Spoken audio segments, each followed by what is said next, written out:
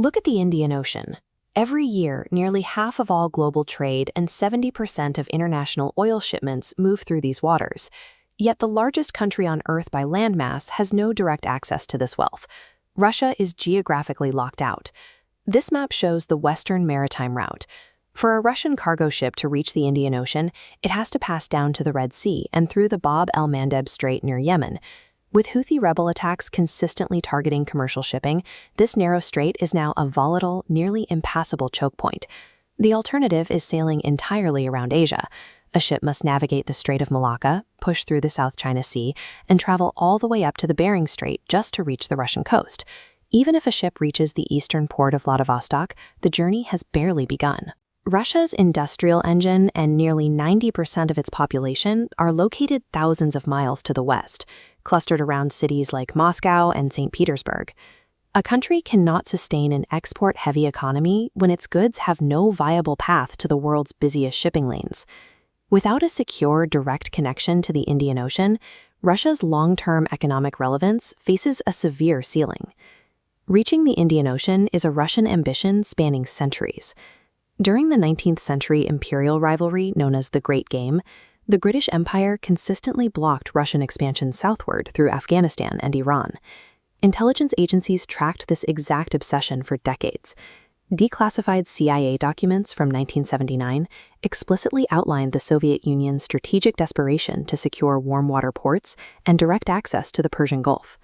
Fast forward to today, and Moscow has pitched a massive railway proposal to connect Russia directly to India by 2026. They want to bypass the oceans entirely and push a train straight down to the subcontinent. They are trying to achieve through concrete and steel what they couldn't through 2 centuries of imperial maneuvering. This map shows the proposed overland route. The train would start in the high-density industrial hubs around Moscow and push straight south, passing through Kazakhstan or utilizing cargo ships across the Caspian Sea. From there, the logistical hurdles multiply. The rail line has to physically transition through Turkmenistan, cross into Iran, and weave its way through Afghanistan. Then it hits the ultimate roadblock. To reach India, this critical supply line has to run directly through Pakistan. For India, this is a massive security question. Why would New Delhi agree to pay transit fees to Pakistan for Russian goods?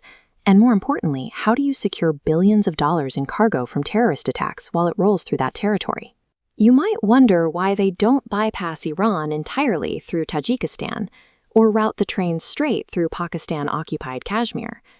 Right now, those alternatives are physically and politically impossible. The extreme mountainous terrain makes rapid construction a nightmare, and active border disputes lock the region down. Geography has forced Russia into a difficult position. Their only viable path to the Indian Ocean requires placing total trust in some of the most volatile borders on Earth. If completed, this railway creates a massive overland pipeline for Russian oil and defense equipment. Because the entire route is land-based, it is completely immune to Western naval sanctions. The United States and the United Kingdom will aggressively oppose this construction. A direct rail link allows Russia to completely bypass Western maritime trade dominance. The push for this project is happening now. Vladimir Putin is expected to bring these connectivity proposals directly to India at the upcoming BRICS summit. The burden of this decision falls entirely on New Delhi. They have to weigh the massive economic reward of direct access to the Russian market against the severe national security risk of running a critical supply line through Pakistan. So, what do you think? Is this railway a viable way to bypass the world's oceans? Or is the reality of the terrain and the politics simply too volatile to overcome? If you value clarity over chaos, explore more on Clear Lens X.